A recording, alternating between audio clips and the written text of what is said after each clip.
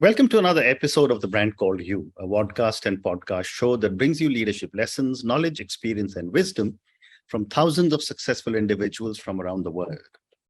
I am your host, Ashutosh Garg, and today I'm privileged to welcome a very, very senior and accomplished professional from Bangalore, India, Mr. Jaykumar Hariharan. Jay, welcome to the show. Ashutosh, such a pleasure. Thank you for having me. Thank you. Jay is the CEO and chief coach at Blue Fire Coaching Consultants. He's an executive coach, a professional certified coach, PCC, and he's a speaker, and he's an author. And all of you know I'm very partial to authors, so we're going to talk about his book as well. So Jay, let's start coaching first. And my first question to you is, after a long career in media, what made you become a coach? Nothing like a fascinating story to begin with, right? I've spent time across various media houses, the last one being the National Geographic. I was heading sales for India. And what had happened was, I was really successful. I was focused, I was objective driven and whatnot. But the point is, this number of years that have gone by, internally something was broken. I was not becoming the leader I had thought I would set out to be. And I was caught between the push and pull of so many external factors, and I really didn't have anybody to talk to. When I would talk to my colleagues, beautiful guys, amazing guys, but they would all come back and say, hey, listen, maybe this is just midlife crisis. You just got to weather the storm. Sure. And I was like perplexed about the fact that how nobody could see the world through my eyes, right? And I realized that at that time, I just heard a smattering of executive coaching. I'd done some homework and I decided, hey, listen, the best way to go about solving a problem is scratching your own itch. You have a problem, you check around, everybody else seems to have their own existential, birthing pains. And why don't I get myself credentialed and do this going forward? So that was one thing. Second thing is, freedom is one of my topmost values. Freedom to do what I would love to do with my time, my energy and my passion. And it turned out to be that my corporate career was not going to be able to afford that. It would say, hey, listen, we're paying you a fat load of money. We are giving you all the other trappings of a successful career. I think you need to put pay to all your ambitions and your fluffy ideas of freedom and stuff like that. And at one point in time, I'd paid my price. I'd done my time, if you were to call it that. And I said, hey, let me take a plunge now. And if I'd read the tea leaves properly, I knew that coaching was on its way to becoming a big thing. For the simple reason that I knew that these were challenges which would never go down, it would only go up. And which is all these kind of things shape me in moving forward to becoming a coach. Fascinating. So let me ask you another question. I'm much older than you, but I remember when I was finished my MBA, coaching was done either by a senior family member or by a senior colleague who took a liking to you. What has changed that today people are willing to get trained coaches and are willing to pay for it? Excellent. We had the same question about the difference between mentoring and coaching. A little back in time, the etymology of the word mentor is actually from the Odyssey.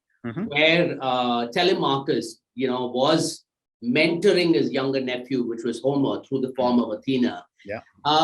So typically what happens is it's a person who's older, who's well versed in that particular domain. And the context of the conversation might look like this. Beta, maine ye kya tha? 5-6 options hai aapke paas.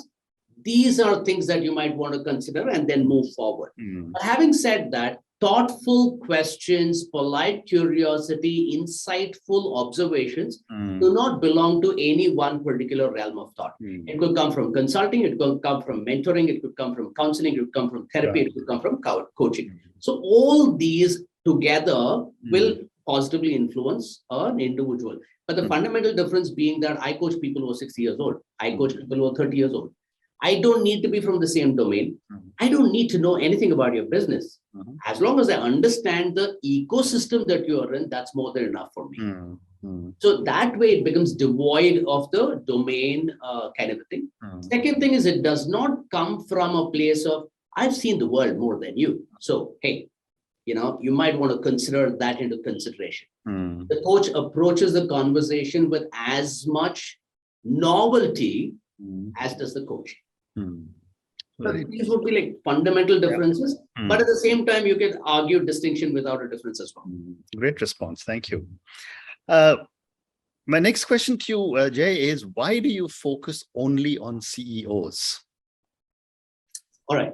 I don't intentionally focus only on CEOs, but unfortunately, what happens is the kind of challenges that come to the coaching table are challenges that comes where the air is thin, 30,000 feet high. These are really fine nuances, and it's ripe for a coaching conversation.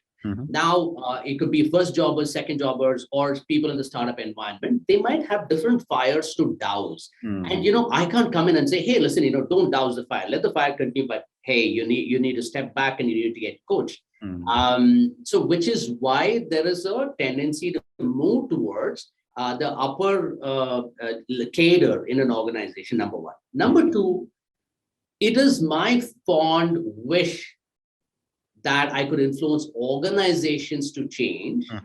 And it's relatively easier if change starts at the top.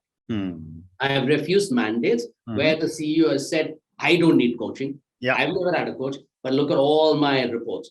They need to be coached. I'm like, I'm sorry, that doesn't work. It doesn't work that way.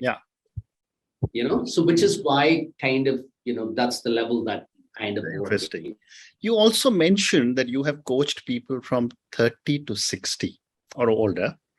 My question to you is that with millennials and Gen Zs now coming into leadership roles, and also I have a lot of respect for millennials and the younger leaders. What is the difference that you perceive or you see between coaching older leaders and younger leaders? All right. So let me step back and reframe this conversation so that I can add a little more nuance to it. I'll go a little younger than that. I'll go to 12 years old. My youngest son. Yesterday we were chatting up. We were talking to each other, and he said, "Dad, what would make you hold on to a positive habit? What question would help you hold on to a positive habit better?" I said, "Wow." I said, "Okay. What would be the feeling I would enjoy when I stick with a good habit?" I said, "What do you think?" He said, "Would my future self be happy with the habit I pick up today?" Wow. And I was just blown. This is from a very mature 12-year-old you have. 12-year-old. And it didn't come from me. I didn't come from the books I have at this thing. It must have come from YouTube. In our words, the source of many evils, but it's come from there. And I was just blown. I've had 27-year-olds reach up to me, 30-year-olds reach up to me and say, you know what, I think investment in myself is an important part, and not only from a career point of view, but from a growth point of view. And they're forking out money from their wallet. Self-awareness is very, very high. So that's the good stuff, right? A little bit of baggage has to be let go with older, more established CEOs. It's the process of unlearning. It's the process of letting go of the hubris. That is a very, very fascinating thing, because I've been through that. It's a very humbling process. And it's a beautiful process to see that individuals say, hey, listen, I have the freedom to say, I don't know. That itself is like a very, very nice process. But like all things, everything is not only good. The negative aspect is, I wish hard work, putting in the work, gets its place in the growth journey and doesn't get wished away saying that, oh, what is this working hard? I need to have a life outside of work. Work doesn't define me, stuff like that. I'm great, but please understand, we all have to pay a piper. If you're at peace with paying the piper, by all means, go for it. I remember once Shah Rukh says, there's no glory in being a starving artist. Be an artist. Be a well-fed artist. It's a perspective. Well said. Well said. Moving on now, a question that has often been asked of me, and I'm going to ask from you, is that while coaching is something which it has picked up a lot all over the world, for my viewers and listeners, tell me, how can a coach benefit an entrepreneur or a professional? Okay, let's start with the fundamental basics, right? In a world where everybody wants their story to be told, who's listening? Yeah. Number one. Number two, whoever is listening, do they come with their own bias? Just a third person perspective. We've all experienced this. When we're in the middle of something, we are unable to see the way the world looks at us because we're too busy being in the challenge, in the situation. Just the benefit of a third person's point of view and observation is healthy, therapeutic, being heard, using their services as a sounding board, having an accountability partner. Hey, listen, from now on, this person, I have to be accountable to this person. And number four, somebody who's witness to the magnificence you are. Okay. I know there is a perspective saying that I'm broken, so I need a coach. Something is like, no, sometimes you need somebody to witness the magnificence of who you are, appreciate the journey that you've come on, because very often we lose that sight for ourselves. A huge malaise that I help fix is the challenge of self-love with 40 plus male professionals in this part of the world. Material success, not a problem. Age of abundance, not a problem. Yeah. But are they in harmony? Are they looking back and saying, hey, listen, you know what? I've not done a bad deal for myself. I'm good. So self-love is extremely important. All these elements make for really inspiring conversations. So there is the click in the mindset. It doesn't stop there, right? I mean, I do help my coaches with a mindset and skill set and a tool set. Hey, listen, these are things that you might want to consider putting in your toolbox. Very good. My next question to you is that, given the fact that you have been a media person and has probably seen lots of different scenarios, how has your background supported your coaching philosophy, your style, and your values? Wow. All right. A little bit about me as an individual as well, apart from my background in media, is intense curiosity and an immense lust for life. Not many, actually, some people know this. I'm a certified deep sea diver. I'm a certified paraglider. I've bungee jumped. I've skydived. I've driven an armored tank. So Pierce Brosnan doesn't own credit only for that. So a lot of vicarious experiences. But apart from that, the ability to spot a great story, the ability to communicate a great story. I was about to say in all humility, but forget that. When I was in a room and when I would speak, people would pay attention. And this was right from the formative years of my career. So I kind of realized, hey, maybe there's something here that I have, which is great to bring to the table. And when I work with a lot of other leaders and I say, hey, you know what, is that the place that you're suffering from? Let me help you. I once wrote a controversial column, I think for Business World or Business Today, I'm not sure, about how executive coaching is very similar to advertising. So obviously coaches didn't take it very kindly, but I said, hey, look, think of it this way, right? We are helping the coachee change their behavior from A to B. What does a marketer do? You're buying this, why don't you buy this? That's change in behavior. Great analogy, yeah. And the interest is vested in a different direction. The marketer says, this is my interest. The coachee says, it's in your interest. And the elements, if you see, I use terms like share of voice. I use terms like opportunity to see. I use terms like frequency. I use terms like personal branding. All this comes from my formative years in media, for which I'm absolutely thankful. Wonderful, wonderful. And my next question is that all of us, have had people in our lives who have helped shape us. And, we bring a lot of those experiences to our coaching relationships. How have you been shaped by the people in your life, and how are they influencing you as a coach today?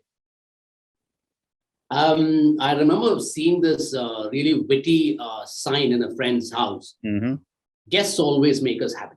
Mm-hmm. Some when they arrive, Mm-hmm. some when they leave. Absolutely, yeah. So leaders, I've learned a lot from leaders on how to lead and how not to lead. Mm-hmm. Right? The biggest challenge that I had to overcome was I was getting in the way of myself. I was all head and less heart. Mm-hmm. And which had to change, and I owe that to coaching. Mm-hmm. From influences, like I was always plagued by this thought that I need to have original thoughts. I need to write original stuff. I need to think original stuff. I realized that, look, I've always stood on the shoulders of giants, and there's no harm in that. I've absorbed wisdom from millennia because those books are available. Be it our holy texts, mythological texts, stories from your janitor, watchman, CEO, whatnot. In a way, all these cumulative experiences allow me to create a fairly unique coaching voice and coaching presence that I hope brings energy, relevance, and compassion in its conversations. But with all of this, apart from all the books that I've read, the movies that I've seen that have really inspired me, I think my dad also was a fairly formative influence in my growing up years, because here was a man that proved my idiom. I mean, at that time, nice guys finish last. I said, that should not be the case. Nice guys should finish first.